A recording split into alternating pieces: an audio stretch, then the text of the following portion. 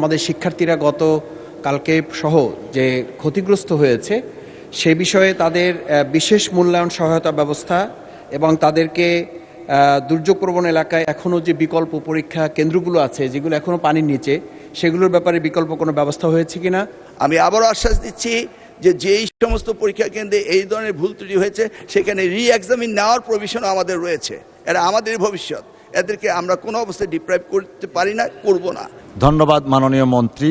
আমি একটা সম্পূরক প্রশ্ন নিব, বাট সম্পূরক প্রশ্নকর্তার প্রতি বিনয়ের সাথে অনুরোধ জানাবো, দয়া করে প্রশ্ন করবেন, স্টেটমেন্ট না।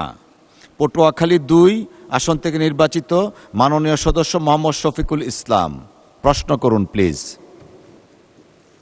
জি মাননীয় স্পিকার, আপনাকে ধন্যবাদ। আমাদের প্রাকৃতিক দুর্যোগ এটা বাংলাদেশের খুবই একটা স্বাভাবিক ব্যাপার। সেই প্রশ্নে এখন আমাদের শিক্ষার্থীরা কালকে সহ যে ক্ষতিগ্রস্ত হয়েছে সে বিষয়ে তাদের বিশেষ মূল্যায়ন সহায়তা ব্যবস্থা এবং তাদেরকে দুর্যোগপ্রবণ এলাকায় এখনও যে বিকল্প পরীক্ষা কেন্দ্রগুলো আছে যেগুলো এখনও পানির নিচে সেগুলোর ব্যাপারে বিকল্প কোনো ব্যবস্থা হয়েছে কিনা।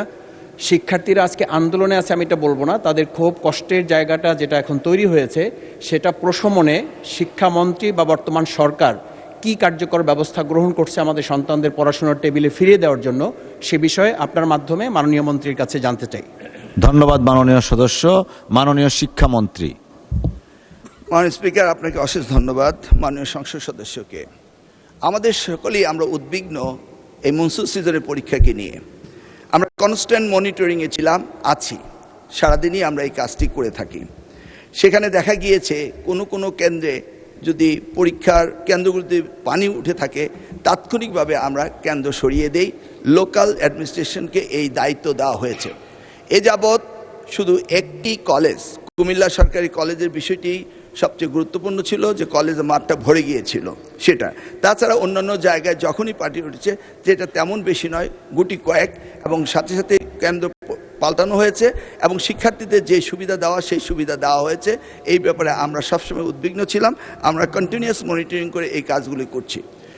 সেই ক্ষেত্রে আমরা মনে করি এখনও ক্ষতিগ্রস্ত হয়েছে, এই ক্ষতিগ্রস্ত তাদেরকে শুধরিয়ে দেওয়া আমাদের জন্য কোনো বিরাট কাজ নয়, কারণ আমরা অনেক জায়গায় পরীক্ষা বন্ধ করেছি এবং আমরা আবার আমাদের কোশ্চেন সেট রয়েছে, আমরা আবার তাদের পরীক্ষা নেব।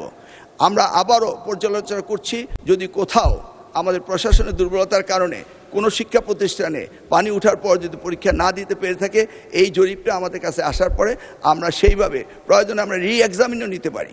আমরা চিটাগাং বোর্ডে এই ব্যবস্থাটি করেছি এবং সেই অবস্থান আমাদের রয়েছে। সেই জন্যই আবার অনুরোধ করব, শিক্ষার্থীরা যার যার পড়ার টেবিলে ফিরে যাক। আমরাই উদ্বিগ্ন তাদের চেয়ে বেশি কিভাবে তাদেরকে আমরা পরীক্ষা সঠিকভাবে নেব এবং এই দুর্যোগ মোকাবেলা করব। আমি আবারও আশ্বাস দিচ্ছি যে যেই সমস্ত পরীক্ষা কেন্দ্রে এই ধরনের ভুল ত্রুটি হয়েছে সেখানে রি-এক্সামিন নেওয়ার প্রভিশনও আমাদের রয়েছে। এরা আমাদের ভবিষ্যৎ, এদেরকে আমরা কোনো অবস্থায় ডিপ্রাইভ করতে পারি না, করব না। সেটাই আমি মহান সংসদের মাধ্যমে জাতিকে জানাতে চাচ্ছি। ধন্যবাদ আপনাকে।